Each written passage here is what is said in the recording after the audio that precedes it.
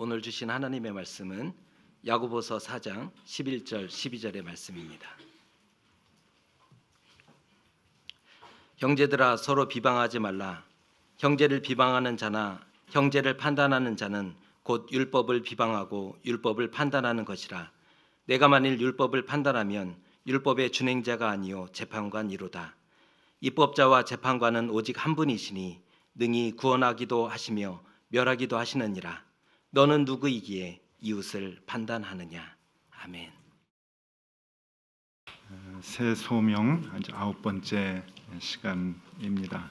모든 설교를 들으실 때 또 성경 말씀을 보면서 이제 은혜를 받으실 때 우리는 대체적으로 남들 생각을 가끔 합니다. 그래, 그 사람이 좀 들었으면 좋겠다.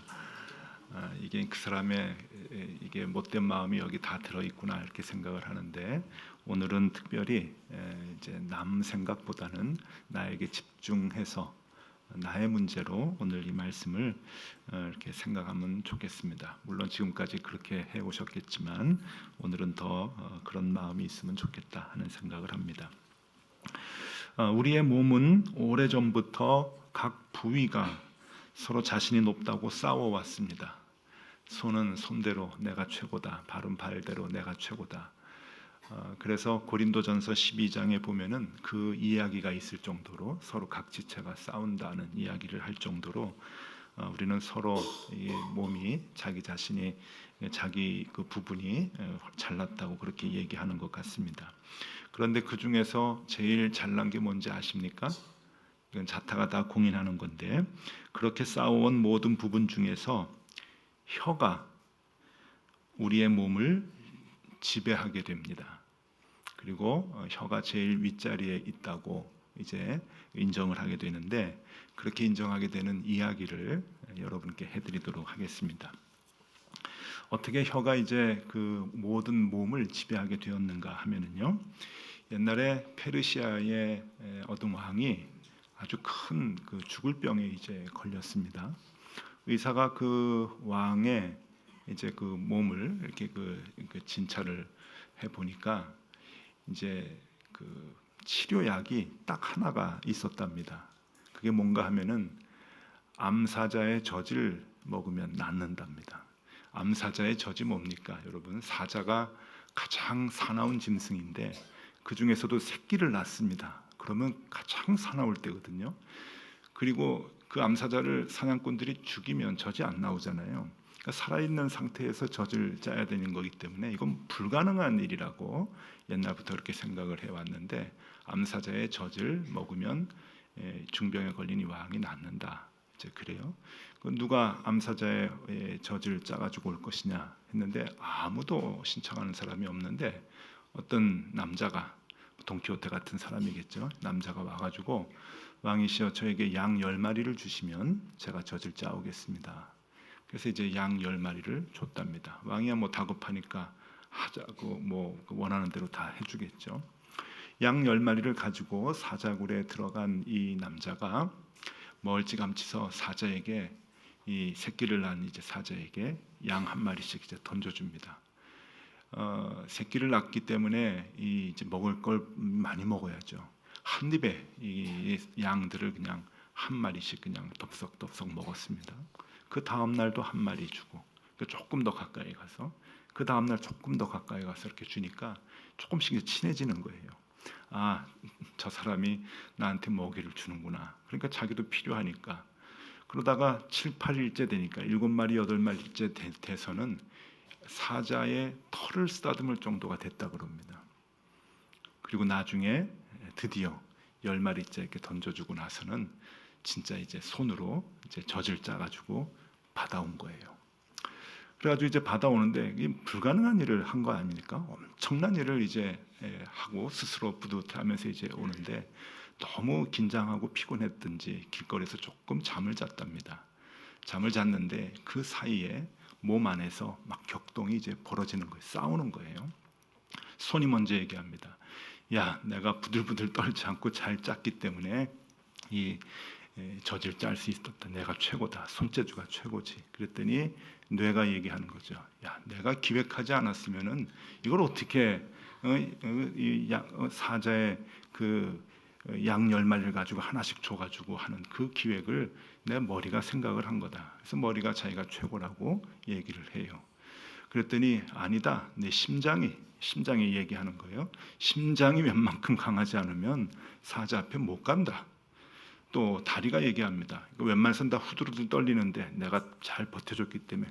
그래서 서로 자기가 잘났다고 얘기를 하는데 혀가 얘기합니다. 무슨 말, 내가 최고야. 그랬더니 이제 다른 몸들이 다 이제 이구동성 혀를 욕합니다. 너는 아무 말도 안 하고 한 것도 없는데 뭘 잘났다고 네가 최고라 그러냐 했더니 내가 다 너희들 죽이기도 하고 살릴 수도 있어.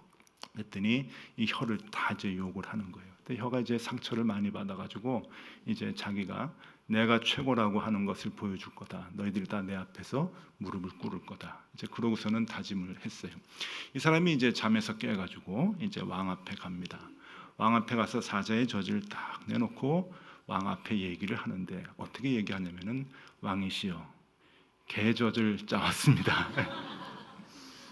그냥 혀가 그렇게 얘기를 해버린 거예요. 그랬더니 왕이 화가 나가지고 저놈을 당장 교수형을 시켜라. 옥에 가둬라. 교수형 시키게.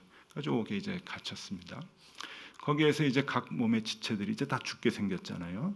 혀한테 이렇게 얘기합니다. 네가 어떻게 그렇게 해가지고 우리를 다 죽게 하냐. 내가 뭐라 그랬냐. 내가 최고라 그랬지. 나한테 다 빌어라. 살려달라고. 그러니까 혀한테 싹싹 빕니다. 혀가 간수에게 드디어 얘기합니다. 내가 실수했습니다. 이게 사자젖입니다. 확인해 보시죠. 보니까 사자젖이 맞아요.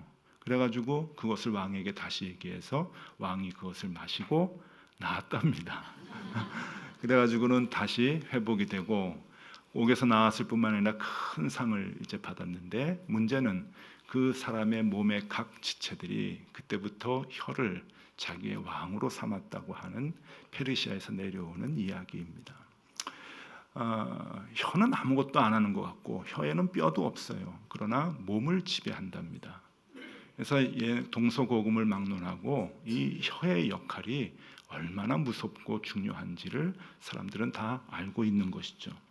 그래서 이스라엘 사람들도 보면은 이 사람의 혀가 사람의 몸과 마음과 인생을 모두 주관한다고 그렇게 생각을 했습니다. 그래서 잠언에 보면은 잠언 18장 21절에 죽고 사는 것이 혀의 힘에 달렸다. 무서운 말이죠. 죽고 사는 것이 혀의 힘에 달렸으니 혀를 쓰기 좋아하는 자는 혀의 열매를 먹으리라.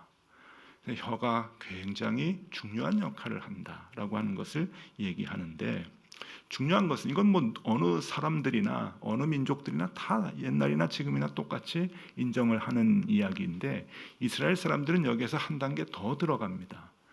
이스라엘 사람들은 이 혀의 역할에 대해서 어디까지 생각을 하냐면은 이 혀가 구원을 좌우한다고 생각을 해요. 구원. 그러니까 사람의 몸이 죽고 살고 하는 게 아니라 구원까지 이게 관여를 하기 때문에 이 굉장히 중요한 것이라고 얘기를 하죠. 베드로전서 2장 1절과 2절의 말씀에 이렇게 나옵니다. 그러므로 모든 악독과 모든 기만과 외식과 시기와 모든 비방하는 말을 버리고 갓난아기들 같이 순전하고 신령한 젖을 사모하라. 이는 그로 말미암아 너희로 구원에 이르도록 자라게 하려 함이라. 비방하는 말을 하게 되면 구원에 이르도록 자라지 못한다는 얘기예요. 그러니까 비방이 남을 비방하는 것이 구원과 연결된다라고 하는 우리로서는 조금 이해하기 힘든 그러한 논리를 이스라엘 사람들은 갖고 있습니다. 혀의 역할 중에 여러분 많은 역할 중에 남을 비방하는 역할의 비중이 굉장히 크죠. 그렇죠? 오늘 남 생각하지 말라고 했습니다.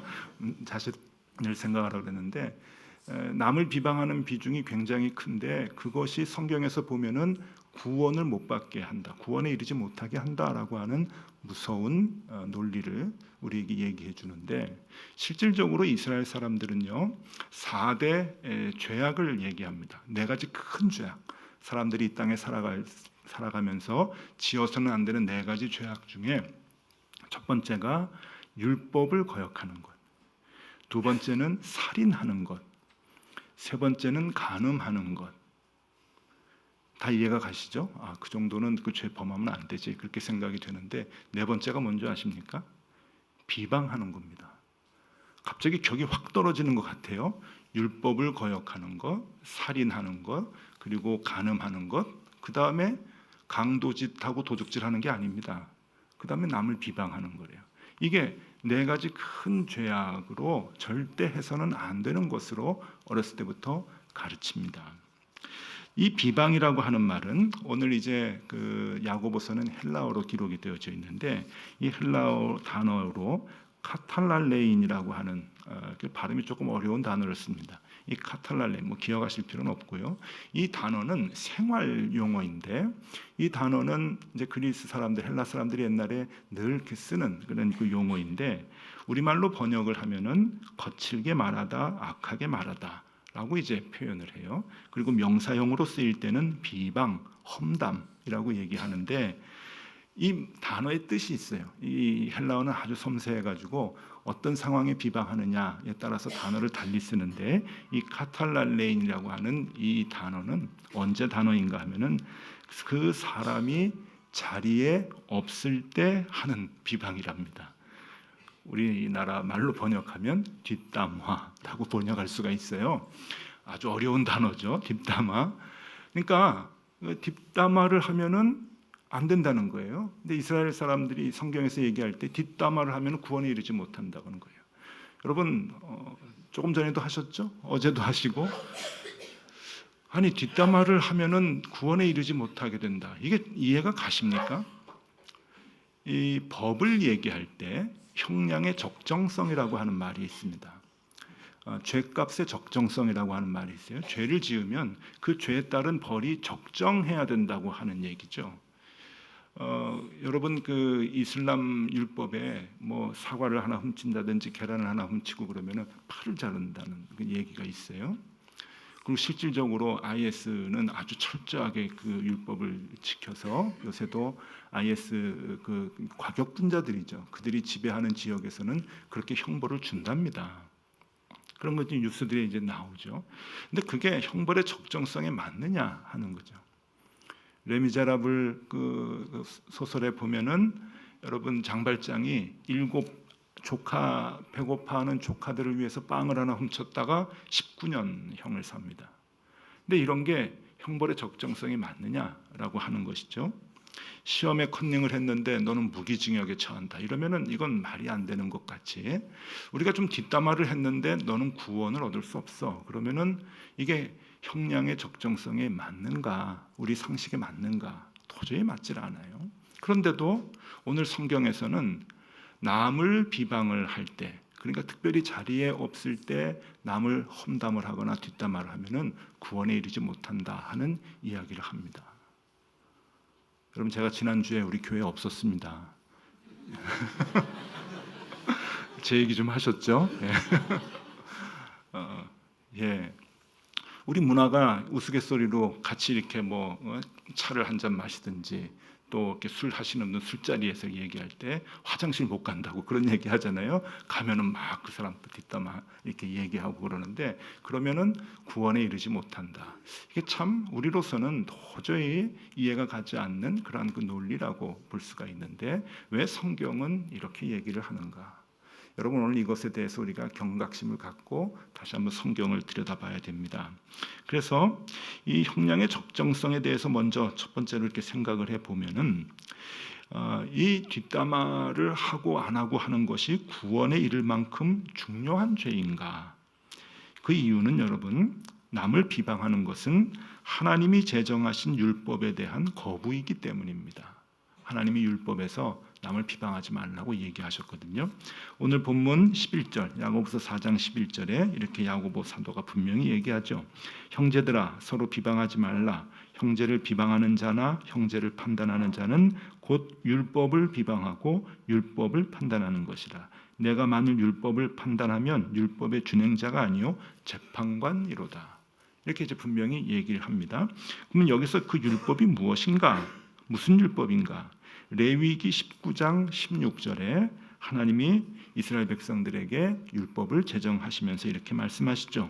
너는 내 백성 중에 돌아다니며 사람을 비방하지 말며 내 이웃의 피를 흘려 이익을 도모하지 말라. 나는 여호와이니라. 해석이 아닙니다. 하나님이 직접 얘기하신 거죠. 하나님이 비방하지 말아라. 네 진중에 다니면서 이스라엘 백성들 그 동네에 다니면서 남을 절대로 비방하지 말아라.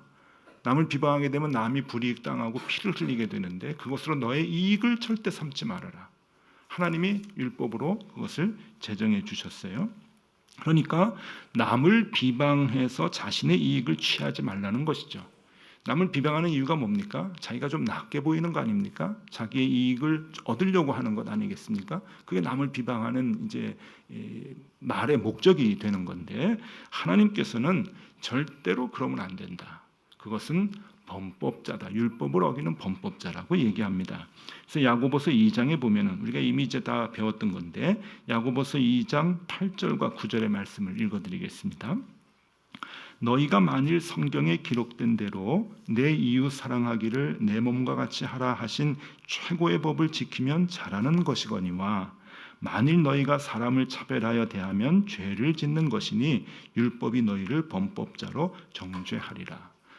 사람을 차별하거나 또 사랑하지 못하거나 나쁘게 얘기하거나 할 때 너희들은 범법자다라고 하나님께서 얘기하시는 거죠. 야고보 사도를 통해서 우리에게 말씀해 주시는 겁니다. 그렇기 때문에 그냥 단순히 남을 비방하는 것을 하나님하고 관계 생각을 해야 됩니다. 아, 이것이 하나님이 하지 말라고 하는 율법인데 내가 그 계명을 어기는 것이구나 하는 것이죠. 그러면 두 번째 생각해 볼 거는 남을 비방하지 말라는 계명을 어기는 것이 뭐 그렇게 중요한가? 그게 구원을 얻지 못할 만큼 무슨 이유가 있는가? 그냥 늘 생활 중에서 일상 중에서 하는 행동인데 이게 정말로 하나님께서 정확하게 얘기하셔가지고 구원을 받지 못하게 한다면은 천국 가면은 뭐 텅텅 비어 있을 것 같아요. 아무도 천국에 없을 것 같아요. 왜? 다 남을 비방하는 것이 우리가 생활화되어 있기 때문에 이제 그런 것이죠. 근데 하나님은 이것이 왜 그렇게 중요하다고 여기시는가? 그것은 중요한 이유가 있습니다. 그것은 하나님의 주권에 대한 거부이기 때문에 그렇습니다. 남을 비방하는 것은 하나님이 판단하시는 하나님의 주권을 내가 가로채는 거예요. 야고보서 4장 12절 오늘 본문 말씀인데요. 입법자와 재판관은 오직 한 분이시니 능히 구원하기도 하시며 멸하기도 하시느니라. 너는 누구이기에 이웃을 판단하느냐? 이 마지막 문장 너는 누구이기에 이웃을 판단하느냐? 이 문장은 이런 말과도 같습니다. 네가 누구이기에 하나님의 자리에 앉느냐? 그렇죠? 이 말은 네가 누구이기에 선악과를 따먹느냐? 선악과 따먹으면 하나님과 같이 된다 그러니까 네가 누구이기에 선악과를 따먹느냐? 조금 더 한 단계 들어가면 네가 누구이기에 바벨탑을 쌓느냐? 그러니까 똑같은 거예요. 우리는 너무 그것이 이게 너무 우리가 생활 중에 많이 하기 때문에 그렇게 심각한 죄라는 것을 모르지만은 논리가 이스라엘 사람들이 논리가 맞습니다. 하나님이 심판하고 하나님이 판단해야 될 것을 우리가 뺏어오는 거예요. 그러니까 내가 하나님이 되는 거예요. 선악과를 따먹는 거죠. 내가 하나님 되고자 하는 거죠. 선악과 따먹어서 벌 받습니다. 구원 얻지 못하는 벌을 받습니다, 여러분. 그 얘기를 성경에서는 일괄적으로 하는 거죠. 하나님과 같이 높아지겠다고 바벨탑을 쌓는 것을 하나님 진노하셨듯이 우리가 하나님의 역할을 내 삶 속에서 빼앗아 오면 여러분 하나님 진노하신다 하는 거죠. 그러니까 생활화되어 있는 죄이지만 한 번씩 자꾸 우리가 생활화되어 있어서 그것을 바꾸기가 너무너무 힘이 들지만 남을 비방하려고 하는 마음을 한번 가질 때마다 말씀을 생각해야 되는 거예요. 여러분 그래서 이게 소명입니다. 소명은 할 수 없는 것을 결단해서 하는 것이 소명 아닙니까? 누구나 다 할 수 있는 것을 하고 누구나 다 갈 수 있는 길을 걸어가면 그것이 무슨 소명이겠습니까? 새로 결단을 하고 힘들지만은 하겠다고 결심을 하고 헌신을 하는 것이 소명일 텐데 여러분 남을 비방하지 않겠다. 내가 남이 내 옆에 없을 때 그 사람을 비방하지 않겠다라고 하는 그 마음만 가져도 여러분 그것은 내 삶 속에서 주님 하나님을 하나님으로 인정하는 거예요. 그래서 하나님은 하나님을 인정하는 사람들을 좋아하는 거죠. 하나님이 내 삶의 주인이십니다. 하나님이 나도 판단하시고 다른 사람들도 판단하시고 오직 심판하시는 분은 하나님이십니다 라고 하는 그 고백을 하면서 하나님이 나의 주인이심을 인정하는 그 사람을 하나님은 사랑하시는 거죠. 신명기 32장 39절에 하나님은 이렇게 말씀하십니다.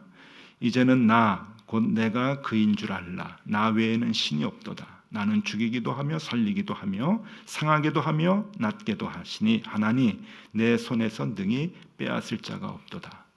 하나님의 주권을 빼앗기는 것을 되게 싫어하십니다. 하나님은 하나님됨을 인정받는 것을 좋아하시는 거죠. 그래서 우리를 창조하셨잖아요. 그 인정을 받고 싶으셔서 그것을 인정해 드리는 거예요. 하나님이 주인이십니다. 내 삶의 주인이십니다. 마태복음 10장 28절에 이스라엘 사람들이 어떤 마음을 가져야 하느냐, 그러니까 우리들이 어떤 마음을 가져야 하느냐 하는 것을 가르쳐 주시는데, 몸은 죽여도 영혼은 능히 죽이지 못하는 자들을 두려워하지 말고 오직 몸과 영혼을 능히 지옥에 멸하실 수 있는 이를 두려워하라. 하나님의 주권을 인정하고 그 하나님의 주권의 능력을 두려워하라라고 하는 말씀이겠죠. 우리가 남을 쉽게 판단하고 정죄하면은 그 하나님의 주권을 우리가 빼앗는 것이 된다라고 하는 겁니다. 그래서 여러분, 우리가 높은 뜻 교회를 다닙니다. 높은 뜻 교회 이제 등록하실 때 다 높은 뜻을 배우셔서 아시겠지만, 하나님이 주인 되시는 교회, 사람이 주인 되지 않고 하나님이 주인 되는 교회 만들자고 높은 뜻 교회 만들었고, 그저 세웠고, 또 내가 내 삶의 주인이 되지 않고 하나님이 주인 되시는 신앙생활 해보고자 높은 뜻 아래 우리가 모였습니다. 그래서 언제나 내 삶의 주인이 하나님이 되시기를 정말 매 순간순간 간절히 생각하고 바라면서 신앙생활을 정말 가슴앓이 하듯이 그렇게 이제 애타게 우리가 하고 있는데, 성경 말씀 보니까 의외로 이상한 부분에서 그게 확확 무너지는 거예요. 내 돈이 다 하나님 것입니다. 내 재산 다 하나님 것입니다. 그렇게 고백은 할 수 있는데 남을 비방하는 것은 우리가 자꾸 무너지는 거예요. 내 돈이 하나님 것입니다라고 하는 그 고백보다 어쩌면 더 중요한 고백이, 하나님, 사람에 대한 판단은 하나님이 하십시오.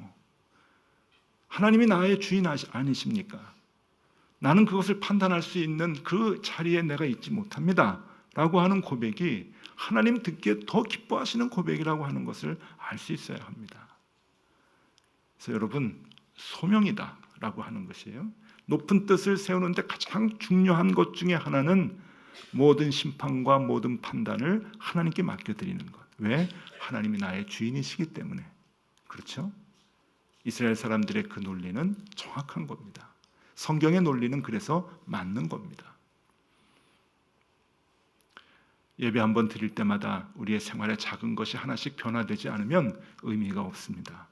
여러분, 오늘부터라도, 이 예배를 드리고 난 뒤부터라도 우리가 남들에 대해서 비방하는 일에 조금이라도 더 경각심을 갖고, 주님 만나는 그날까지 완전히 못하지는 못하겠지만, 그렇죠? 안 하지는 못하겠지만, 그래도 남에 대해서 얘기할 때 한 번씩 더 생각해서 더 심한 비판과 판단을 조금씩 자제하고 더 용서하고 사랑하고 오히려 장점을 보면서 그 장점을 더 칭찬해주는 그 일에 애쓰는 우리들이 되어야 할 것입니다. 여러분, 그렇게 우리가 하나님 앞에서 오늘 주신 이 소명을 잘 감당해 나가는 저와 여러분들이 다 되실 수 있기를 바랍니다. 기도하겠습니다. 하나님이 주인 되시는 교회를 만들고자 높은 뜻 교회 세웠고, 하나님이 주인 되시는 삶을 살고자 높은 뜻 교회의 교인이 되었는데, 그러나 엉뚱한 곳에서 그 높은 뜻이 자꾸만 무너집니다. 남을 비방함으로, 남을 험담함으로 인하여 이 교회의 주인은 내가 되었고 내가 하나님의 자리에 앉고 말았습니다. 주님, 우리의 죄를 용서하여 주시고 다시금 주님이 주인 되시는 삶을 위하여 남들에 대한 심판을 주님께 양보하며 더욱 사람을 사랑하는 일에 힘쓰는 우리들이 되게 하여 주시옵소서. 예수 그리스도 이름으로 기도드리옵나이다. 아멘.